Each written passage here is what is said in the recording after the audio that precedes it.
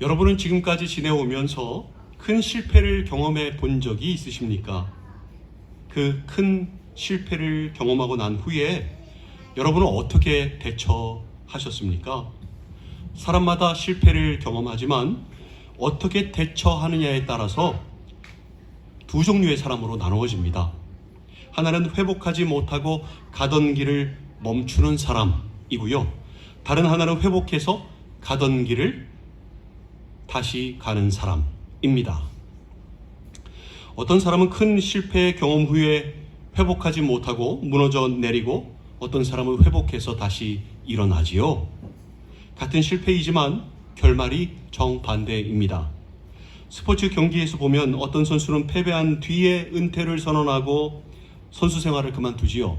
근데 어떤 선수는 패배한 뒤에도 포기하지 않고 다음 시즌을 위해서 훈련을 시작합니다. 실패의 크기, 즉 큰 실패냐 작은 실패냐가 중요한 게 아니라요. 그게 사람의 미래를 결정하는 게 아니라요.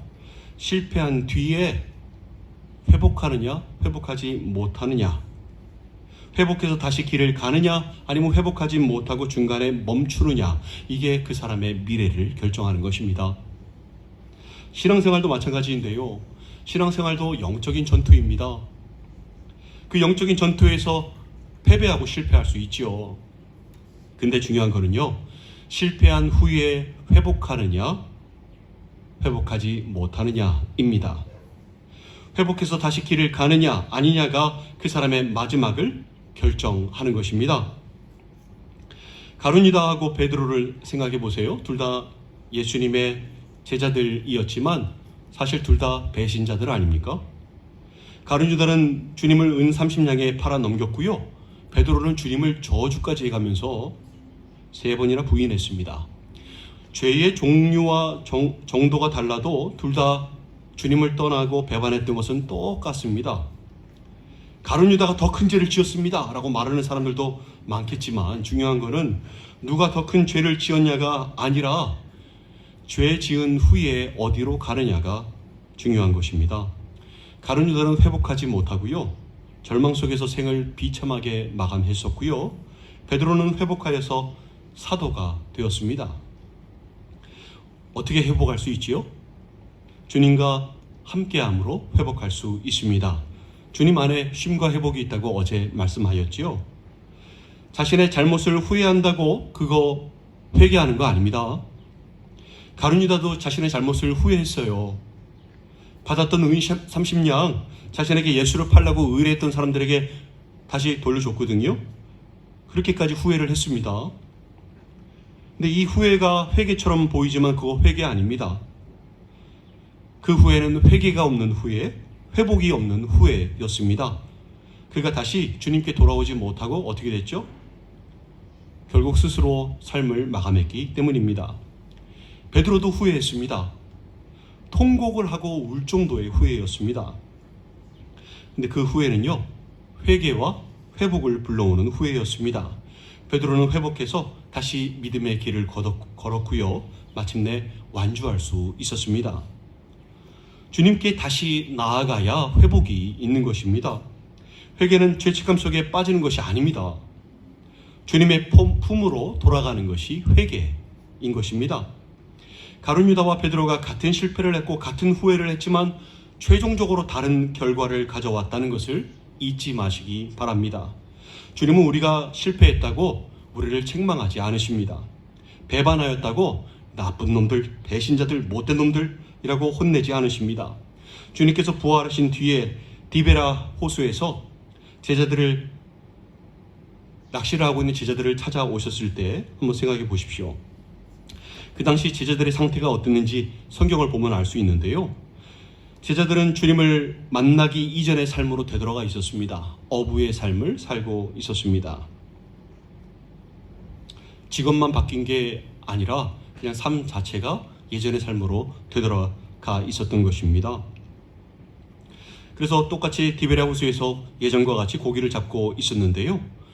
근데 그때 제자들이 예수님의 소식을 부활하신 소식을 알고 있었을까요? 모르고 있었을까요? 그들이요, 이미 주님께서 부활하셨다는 소리를 들었습니다. 알고 있었습니다. 근데 알고 있었음에도 불구하고 그들은 주님을 찾으러 나서지 못했습니다. 아예 찾아 나설 용기가 없었다라고 해야 맞는 표현이겠습니다. 왜냐하면 그들은요, 죄책감에 빠져 있었기 때문입니다.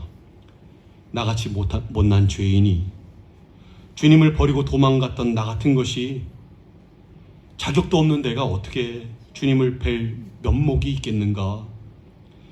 주님을 부인하며 배신하였는데 내가 어떻게 주님과 다시 함께 할 수 있겠는가? 라고 하며 후회와 죄책감으로 물고기나 잡으러 디베랴 호수로 나가 있었던 그들이었습니다. 정신이 나가 있었습니다. 호수에 나가서 그물을 던졌거든요. 근데 이게 잡히는 둥 마는 둥, 잡아도 기쁨이 없고 안 잡아도 슬픔이 없는, 그냥 멍하니 그냥 그물질만 하고 있었던, 헛그물질만 하고 있었던 제자들이었습니다. 주님은 그렇게 회복하지 못하고 후회와 죄책감으로 가득 찬 제자들에게 찾아오셨습니다. 그리고 그들을 위하여 아침 밥상을 차려 놓으셨습니다. 그리고 말씀하십니다. 이리 와서 조반을 먹어라. 한마디로 밥 먹자 였습니다. 주님은 제자들에게 책망하지 않으셨습니다. 너희가 어떻게 나한테 이럴 수 있냐? 나와 함께 죽을지언정 나를 부인하지 않겠다고 얘기했었잖아. 너 참 말만 잘하더라. 도망가더라. 아주 저주까지 하면서 위기를 모면하던데, 아유 못된 놈들아, 배신자들아 라고 책망하지 않으셨습니다. 혼내지 않으셨습니다. 다만 아침상을 차려놓으시고 제자들을 불러 하시는 말씀이 이리 와서 아침을 먹으라, 함께 밥 먹자 였던 것입니다. 이 밥 먹자 안에는 참으로 많은 의미가 들어 있습니다. 죄책감 때문에 힘들어? 됐어. 너희들 마음 다 알아. 괜찮으니까 이리 와서 회복하자. 나와 함께 하자 라는 의미가 이 밥 먹자 안에 들어가 있는 것입니다. 회복하지 못하고 방황하는 제자들을 덮으시고 품으셨던 주님이신 것입니다. 많은 사람들이요, 잘못된 방향으로 가다가 큰 실패를 경험하고 회복하지 못한 마음으로 힘들어하고요, 방황하며 후회와 죄책감으로 살아가고 있습니다. 자책하면서 괴로워하면서 빠져나오지 못하고 방황하는 것은, 그리고 주님과 스스로 거리를 두는 것은 정말 미련한 짓이고요, 절대로 주님께서 원하시는 것이 아닙니다. 부모에게 큰 잘못을 저지른 자식이 있다고 생각해 보십시오. 자식이 그 잘못으로 인해서 죄책감과 자괴감을 느껴서 스스로 나 같은 놈이 무슨 자식이냐, 자식이 될 자격도 없어 난 라고 하며 부모의 얼굴도 못 보고 방황하며 그 괴로움에 못 이겨서 집을 나가 버린다면 그 부모의 마음은 어떻겠습니까? 뭐 한번 찢어졌던 마음이니까 덜 아플까요? 아니죠. 완전히 아프겠죠. 더 찢어지겠죠.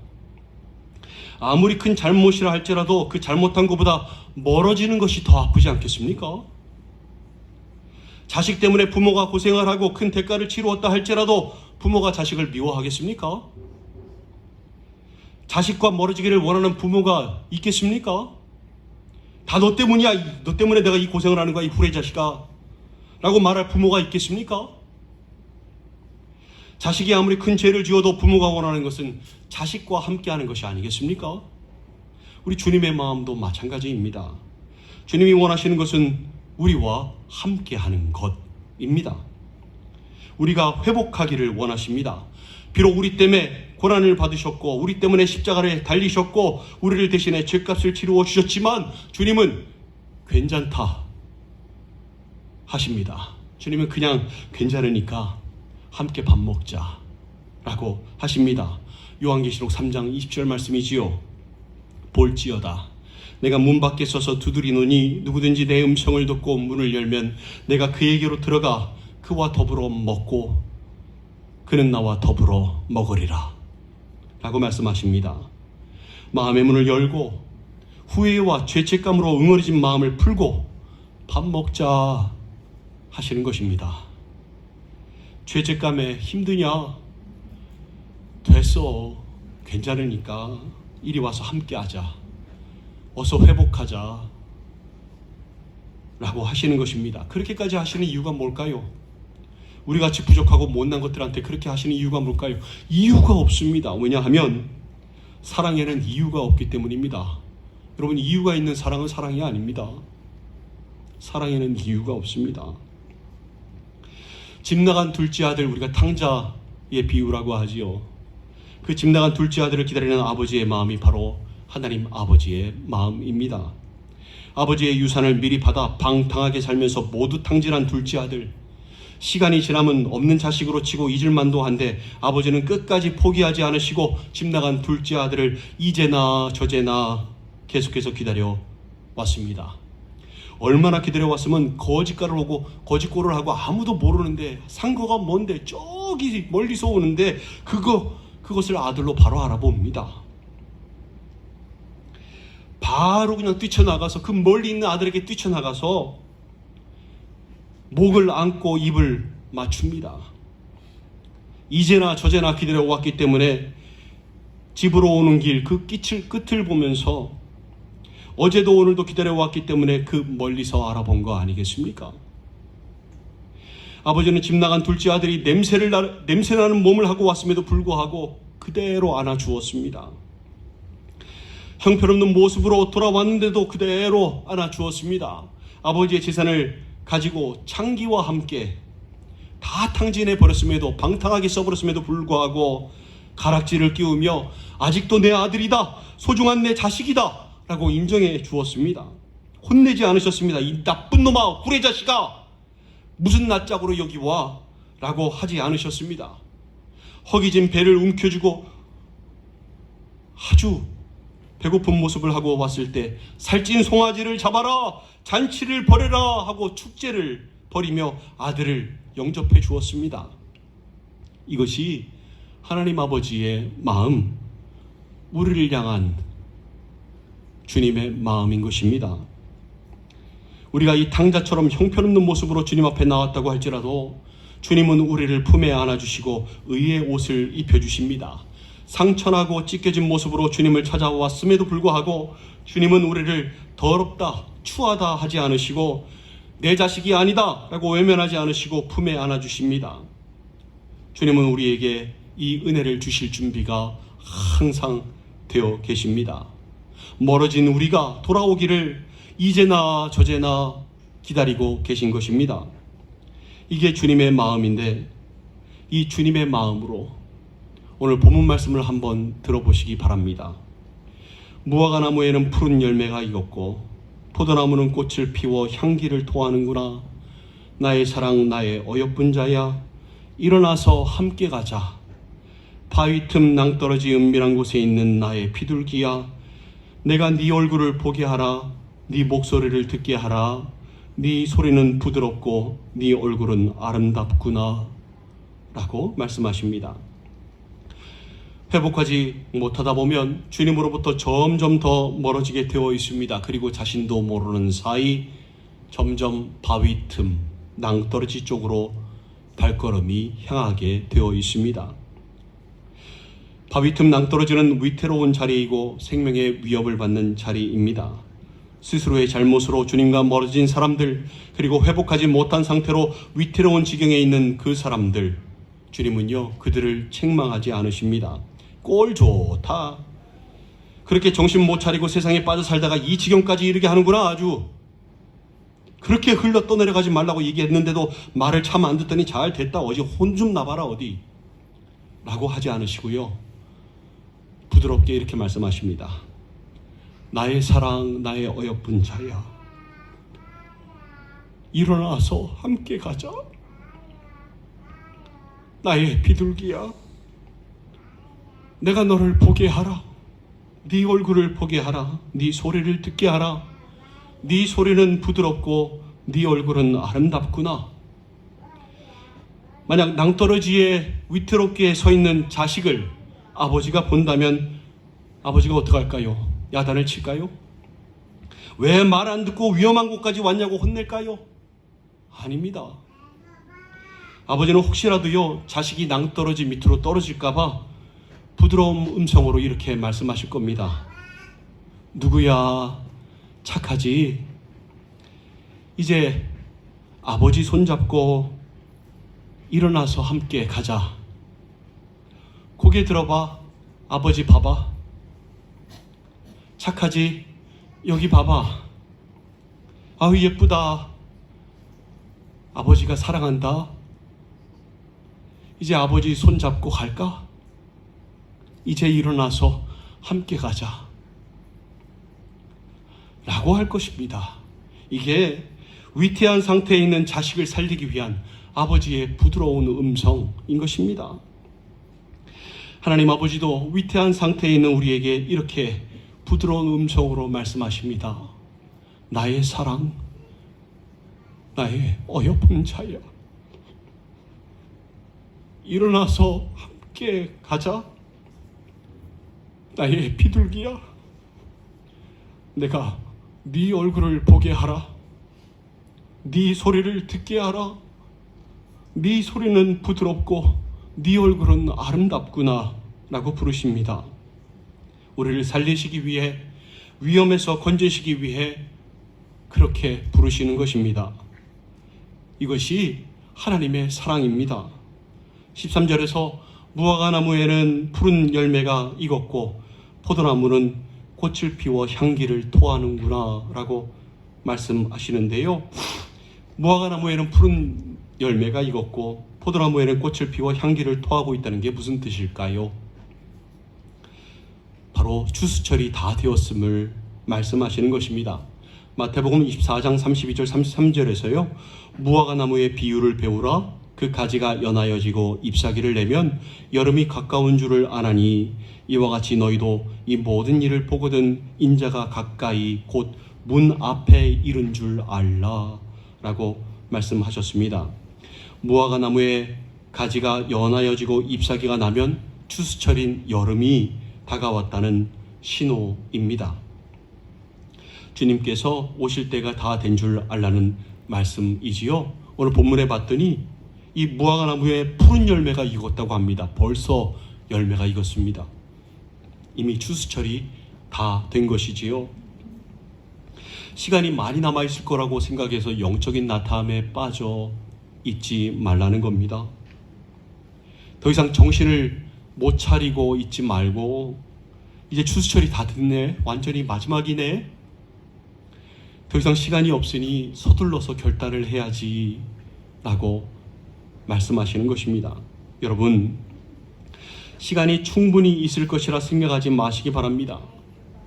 주님께서 말씀하셨던 어리석은 부자가 하나님께 대하여 부유하지 못한 채 내 영혼아 평안히 쉬고 먹고 마시고 즐거워하자라고 말했지요. 하나님이 없는 쉼과 평안에 빠져 있었다는 것입니다. 진짜 쉼과 평안이 아니라는 거죠. 근데 본인은 풍족하거든요. 지금 아무 문제가 없거든요. 그러니까 그 가짜 쉼과 회복에 빠져서 정신을 못 차리고 하나님을 잊고 산 사람을 안 믿는 사람 얘기하는 게 아닙니다.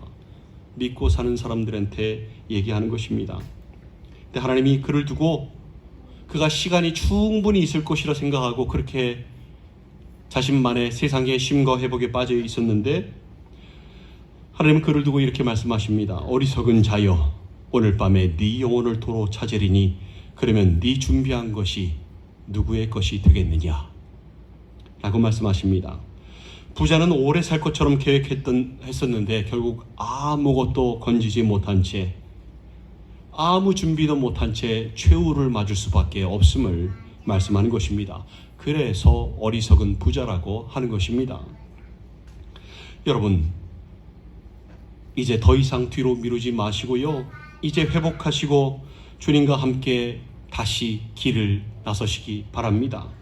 주님을 바라며 주님을 향하여 얼굴을 드시고 소리를 내어 주님을 부르시기 바랍니다. 주님을 바라보는 그 얼굴이 주님께는 아름다운 얼굴이고요. 주님을 바라며 부르는 그 소리가 주님께는 부드러운 소리인 것입니다. 그리고 이제는 더 이상 바위 틈 낭떠러지 쪽으로 가지 마시기 바랍니다. 주님과 함께 주님이 있는 쪽으로, 그 중심으로 신앙의 마지노선 세상의 한 발, 신앙생활 한 발 왔다 갔다 하지 마시고요. 주님 중심으로 들어오시기 바랍니다. 성경에서 주님과 함께 고난을 받으라고 말씀했다고 신앙의 길을 고난의 길이라고 생각하지 마시기 바랍니다. 신앙생활은요, 주님과 함께하는 것 그 자체가 신앙생활입니다. 그리스도의 남은 고난을 채운다는 것은 주님 받으신 고난이 모자랐기 때문에 그 고난을 좀 더 봐오고 그 고난을 받고 천국에 들어가라 라고 하는 말씀이 전혀 아닙니다. 고난은 우리 주님 받으신 고난으로 이미 끝났습니다. 신앙생활이 고난의 길 아닙니다. 근데요, 성경은 고난이 있을 거라고 말씀하시죠? 믿음을 지키는 것도 고난이 동반되기 때문인데요. 주님은 마태복음 11장 28절 30절에서요. 수고하고 무거운 짐진 자들아 다 내게로 오라. 내가 너희를 쉬게 하리라. 나는 마음이 온유하고 겸손하니 나의 멍에를 메고 내게 배우라. 그리하면 너희 마음이 쉼을 얻으리니 이는 내 멍에는 쉽고 내 짐은 가벼움이라 하시니라 라고 말씀하십니다.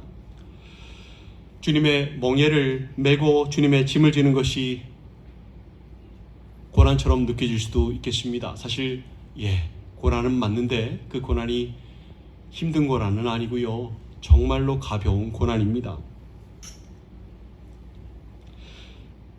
내 멍에는 쉽고 내 짐은 가벼움이라 라고 말씀하시는 것이 주님께서 감언이설로 우리를 꼬드기시는 게 아닙니다. 여러분 생각에는 멍에를 안 메고 짐을 안 지는 것이 쉬운 것 아니냐라고 반문하실 수도 있겠는데요. 아닙니다, 여러분. 우리는 어떤 멍에든 하나는 지게끔 되어 있습니다. 그게 죄의 멍에이든 아니면 의의 멍에이든 둘 중에 하나는 매게 되어 있습니다. 신앙생활 하는 게 고난의 길이라고요? 아니요. 신앙생활 안 하고 주님을 믿지 않고 그냥 세상과 함께 세상 사람으로 사는 게 죄의 종으로서 매야 되는 그 멍에가 더 무겁고 나중에 받는 형벌도 더 무겁습니다. 따라서 신앙생활은 고난의 길이 아닙니다. 여러분, 쉼과 회복이 있는 길입니다. 이 누구의 멍에라고 말씀하셨죠? 주님이? 누구의 짐이라고 말씀하셨죠? 주님 자신의 멍에이고 주님 자신의 짐이라고 말씀하셨습니다. 그러면 우리 상식이 아니라 주님의 상식으로 누가 멍에를 메고 누가 짐을 지는 거죠? 누구 짐이니까요? 주님의 멍에와 주님의 짐이니까 주님께서 메신다는 겁니다. 주님께서 학폭 가해자처럼 주님 자신의 멍에를 우리에게 씌우시고 그리고 주님 자신의 짐을 우리에게 얹어 놓으시면서 가볍지 쉽지 내 멍에는 쉽다니까 내 짐은 가볍다니까 이게 아니라 주님께서 메시고 주님께서 지시는 것입니다. 우리는 그저 주님께서 메시는 그 멍에 옆에서 기대가면 되는 겁니다. 주님께서 짐을 지시는 것 같지만 수고하고 무거운 짐진 자들아 다 내게로 오라 하셨지요. 그리고 너희 짐을 여호와께 맡기라 하셨지요. 그 짐 우리의 짐까지도 짊어지시는 겁니다. 사실 우리가 지는 게 아니라 주님께서 지시는 겁니다. 얼마나 쉼이 있습니까? 그래서 주님께서 수고하고 무거운 짐진 자들아 다 내게로 오라 라고 말씀하신 것입니다. 우리는 그저 주님께 기대고 의지해서 이 신앙생활을 하기만 하면 되는 것입니다. 로마서 6장 17절 18절에 보면 하나님께 감사하리로다 너희가 본래 죄의 종이더니 너희에게 전하여 준 바 교훈의 본을 마음으로 순종하여 죄로부터 회방되어 의에게 종이 되었느니라 라고 말씀합니다. 전에는 우리가 죄의 종으로서 매였던 멍에와 무거운 짐이 있었지만 이제는 주님으로 인해 의의 종이 되어서 주님의 쉬운 멍에와 의로운 가벼운 짐을 지게 되었으니 이젠 정말 쉴 수 있는 길이 열린 것입니다. 무엇보다 이 멍에를 주님께서 함께 메시며 가볍게 하시니 얼마나 감사합니까? 얼마나 큰 쉼이 됩니까? 하나님께서 함께 하시며 평안을 주시니 얼마나 감사하고 은혜가 넘칩니까? 근데 그럼에도 깨닫지 못하고요. 주님과 함께 하지 못하는 사람들이 있습니다. 죄의 종으로서 매여왔던 멍에와 짐을 풀고 주님의 멍에와 짐으로 갈아타야 하는데 그러지 못하고 계속해서 세상으로부터 쉼을 얻으려고 하고 죄의 종으로 멍에를 메고 짐을 지고 있으니 주님께서 주시는 쉼과 평안을 누리지 못한 채 살아가고 있으니 이게 얼마나 안타깝고 어리석습니까? 고린도후서 6장 14절 16절에서 너희는 믿지 않는 자와 멍에를 함께 매지 말라. 의와 불법이 어찌 함께하며 빛과 어둠이 어찌 사귀며 그리스도와 벨리알이 어찌 조화되며 믿는 자와 믿지 않는 자가 어찌 상관하며 하나님의 성전과 우상이 어찌 일치가 되리요. 우리는 살아계신 하나님의 성전이라. 이와 같이 하나님께서 이르시되 내가 그들 가운데 거하며 두루 행하여 나는 그들의 하나님이 되고 그들은 나의 백성이 되리라 라고 말씀합니다.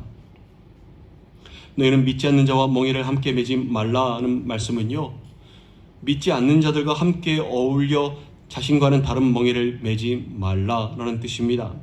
자신과 다른 멍에를 매다가 헬라어로 헤테로주게오인데요, 다양함을 의미하는 헤테로와 멍에를 매다의 주게오가 합쳐져서 합성어, 즉 다양한 멍에를 매려고 하지 말라라는 말씀입니다. 다양한 멍에를 매서는 안 된다라는 말씀이 아니라 그럴 수가 없다. 다양한 멍에를 매일 매는 것 자체가 불가능하다라고 말씀하시는 것입니다. 어떻게 해요? 의와 불법이 함께할 수 없는 것처럼, 빛과 어둠이 함께할 수 없는 것처럼, 사귈 수 없는 것처럼, 그리스도와 우상 벨리알이 조화될 수 없는 것처럼, 하나님의 성전과 우상이 일치할 수 없는 것처럼 다른 멍에를 이것도 매고 저것도 매고 할 수 없다는 겁니다. 여러분, 세상의 한쪽 발, 신앙생활의 한쪽 발 되면서 평상시에는 세상 사람, 주일날 교회에서만 신앙인, 이 자체가 말이 안 된다는 겁니다. 그럴 수 없다는 겁니다.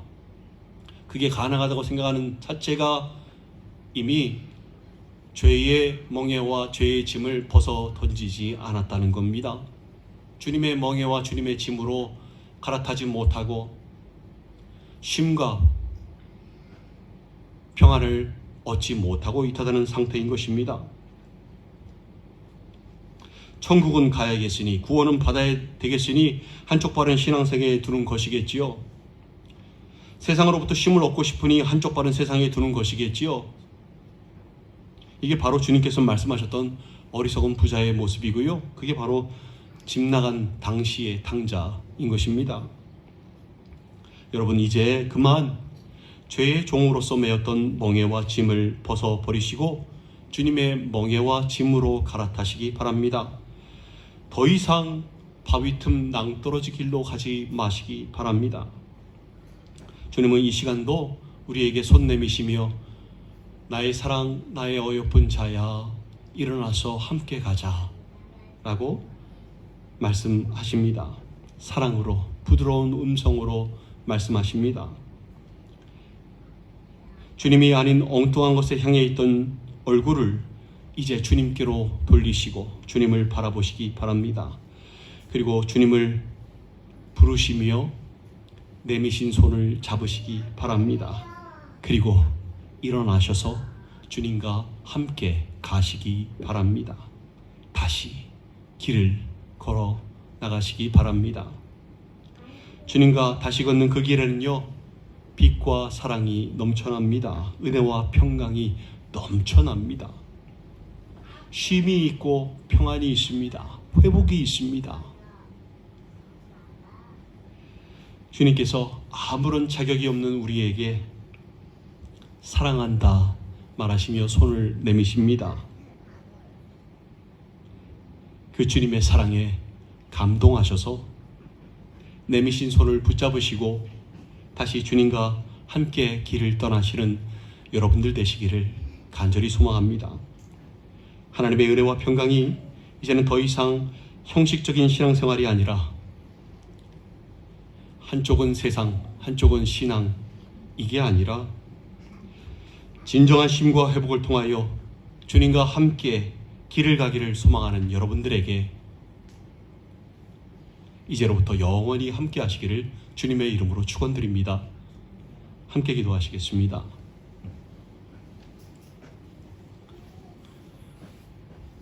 여러분, 현재까지 어디에 계셨습니까? 혹시 이 바위 틈 낭떠러지 은밀한 곳에 계셨던 것은 아닙니까? 누가 밀어넣은 사람이 없는데 혼자 스스로 주님과 점점 멀어지다가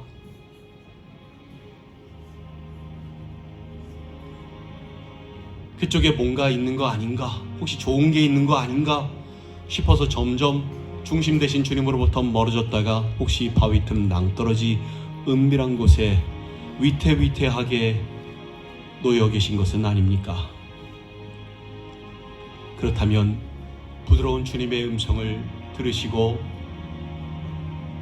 회복하시기 바랍니다. 나의 사랑, 나의 어여쁜 자야, 일어나서 손잡고 함께 가자. 주님께서 말씀하십니다. 여러분, 후회와 죄책감은 어떤 해결책도 주지 못합니다. 주님은 우리 잘못했다고, 우리가 죄를 지었다고, 못된 짓 많이 했다고 책망하고 야단치시는 분이 아니십니다.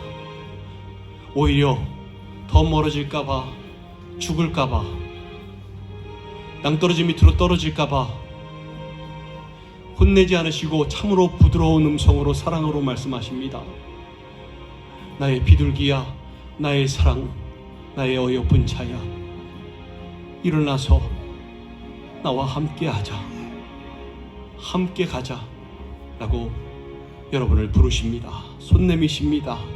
여러분, 이제 후회와 죄책감에서 벗어나 주님을 바라보시기 바랍니다. 그 아버지 하나님의 사랑에 여러분의 마음을 움직이시기 바랍니다. 더 멀어지는 것만큼, 완전히 죽는 것만큼 슬픈 것이 어디 있겠습니까? 이제 살아나시기 바랍니다. 회복하시기 바랍니다. 주님과 함께 길을 나서시기 바랍니다. 빛과 은혜와 사랑이 충만한 곳으로 들어오시기 바랍니다. 주님의 날개 아래 거하시기 바랍니다. 우리 함께 기도하심으로, 회개하심으로 주님 앞에 나아가시겠습니다.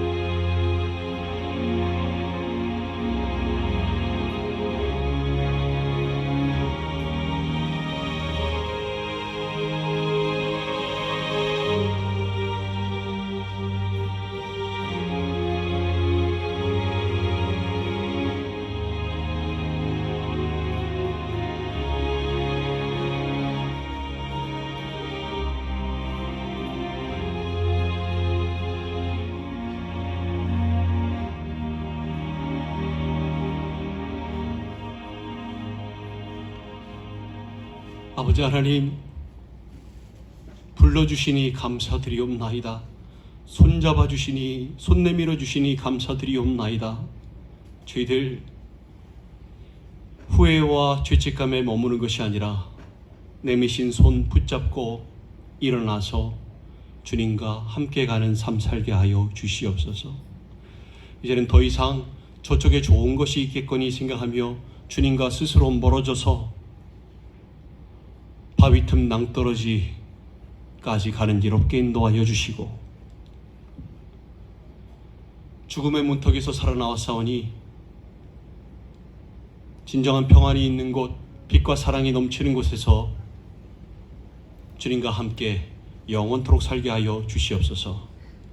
한 사람 한 사람 주님 손에 의탁하오니 붙잡아 주시옵고 이 모든 말씀을 우리 구주 예수 그리스도 이름으로 축복하며 기도 올리옵나이다. 아멘.